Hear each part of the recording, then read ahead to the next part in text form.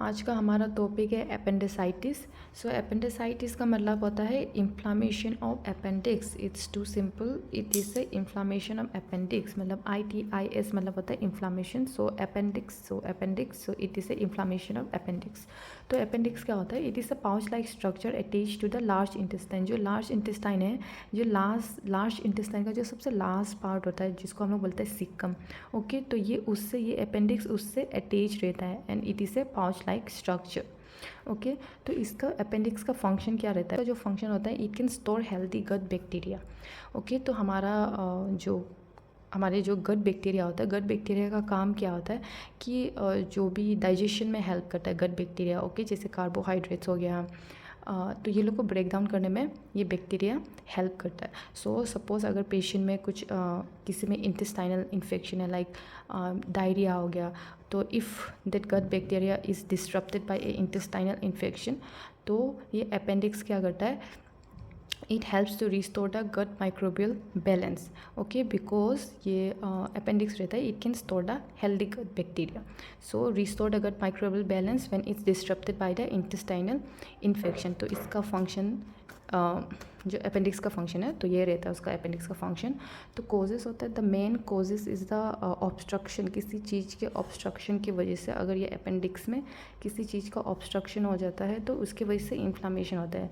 तो फेकलिट क्या होता है? It is a hard stool. जब स्टूल हार्ड हो जाता है ना, तो उसको बोलता है जो फीसिस होता है।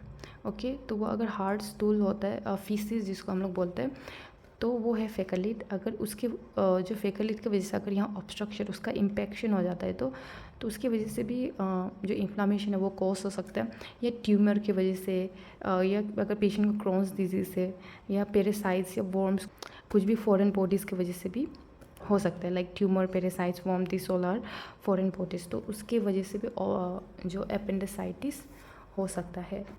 Next is the pathophysiology. Okay, so pathophysiology में क्या होता है? Due to etiological factor, due to the any factor, it can fecalith, tumour, parasites, right. So due to the etiological factor there will be a blockage of appendix lumen. जो appendix का lumen होता है, lumen मतलब a hollow tube. Okay, एक tube है, उसका जो होलो reason है, अंदर का रीजन, तो उसका ब्लॉकेज होता है। ओके, जैसे ये अपेंडिक्स है, इसका अंदर का जो पार्ट है उसको बोलता है lumen.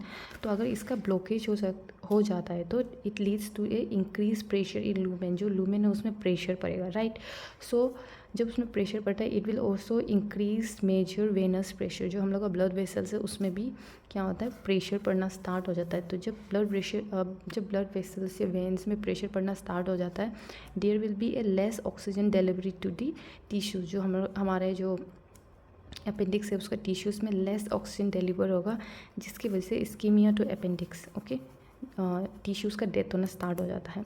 And that will promote microbial invasion. There will be a bacterial invasion. Bacteria का ग्रोथ होना स्टार्ट हो जाएगा।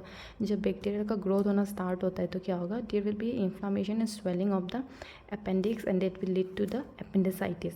अगर ये अपेंडिसाइटिस पेशेंट को है, अगर if it is not treated और if it is a very severe form होता है, तब क्या होगा? There will be a rupture of appendix. Appendix का रप्चर होने का चांसेस हो सकता है।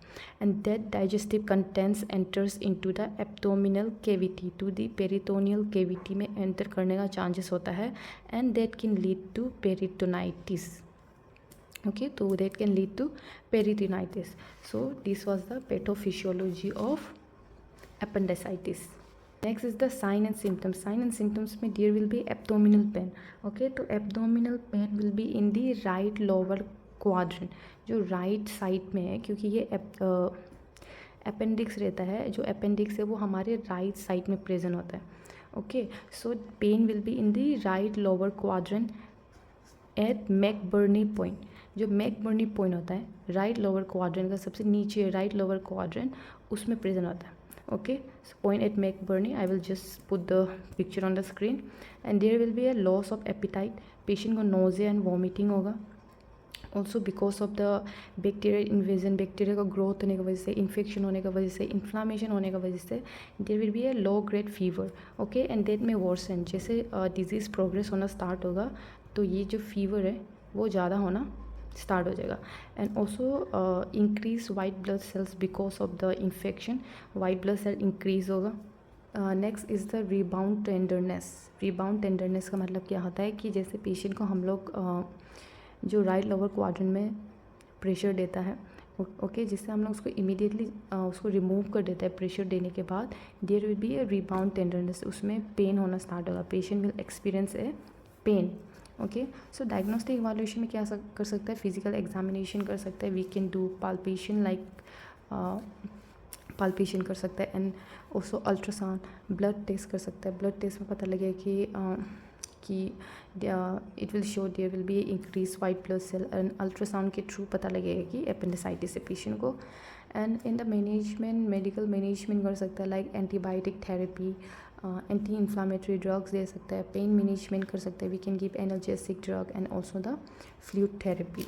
Okay, and in surgical management कर सकता है appendectomy, there will be a complete removal of appendix को रिमूव करेगा, and it can be done through open surgery और it can be also done through the laparoscopic surgery.